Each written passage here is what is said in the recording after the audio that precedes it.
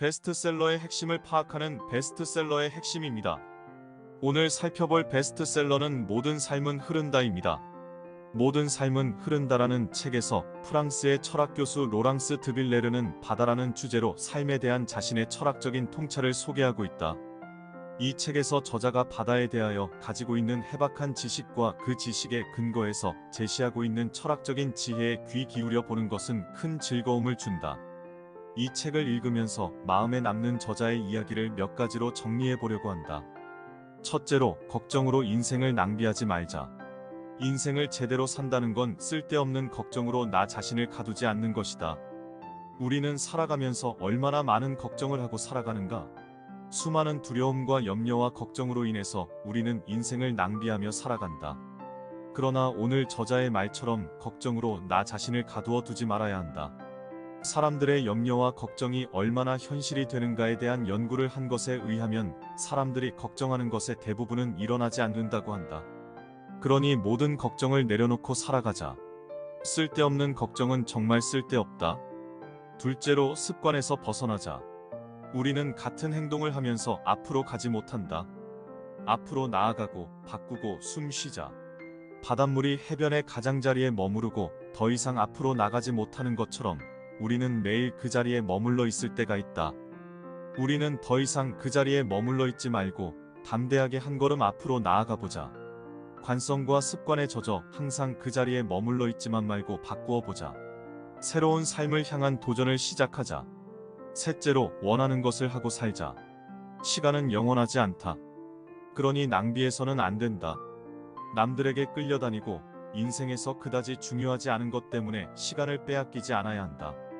우리는 우리의 소중한 시간을 다른 사람의 눈치를 보느라 낭비하고 살아갈 때가 많이 있다. 사람들이 뭐라고 하든지 나의 소중한 시간을 낭비하지 말아야 한다. 우리는 삶의 가장 중요한 시간을 어디에 쓰고 있는가? 사람들은 죽음을 맞이하면서 자신이 과거에 하지 못했던 것을 후회하는 경우가 많다. 그러나 어느 누구도 죽음을 맞이하면서 내가 돈을 많이 벌지 못해서 안타깝다? 그런 말을 하는 사람은 없다. 명예를 많이 얻지 못해서 아쉽다. 라고 말하는 사람도 없다. 대부분의 사람들은 자신의 시간을 좀 더 사랑하는 사람들과 같이 나누지 못하고 그들에게 잘해주지 못한 것에 대하여 미안해한다. 오늘 우리는 무엇에 끌려다니고 있는가? 우리의 삶에서 그다지 중요하지 않은 일에 우리의 마음을 쏟고 있지는 않은가? 나의 시간은 나의 인생이다. 나의 인생을 오늘 어디에 쓰고 있는가 생각해보자. 오늘 하루도 사랑을 표현하며 살아가자. 넷째로, 인생의 등대를 세우자. 우리에게도 삶을 밝게 비춰주고 당당한 등대가 필요하다. 풍랑이 있는 어둠이 깔린 바다에서 길을 잃었을 때 등대를 만나는 것은 살 길을 만나는 것이다. 우리도 살다 보면 때로 인생의 풍랑 가운데 길을 잃고 살아갈 때가 있다. 그때 우리에게도 인생의 등대가 필요하다. 나의 삶이 힘들고 지칠 때 나에게 안내가 되어줄 멘토가 있는가? 나의 삶의 목표를 적어둔 삶의 목표가 있는가? 힘들고 어려울 때 마음을 털어놓고 이야기를 나눌 친구가 있는가?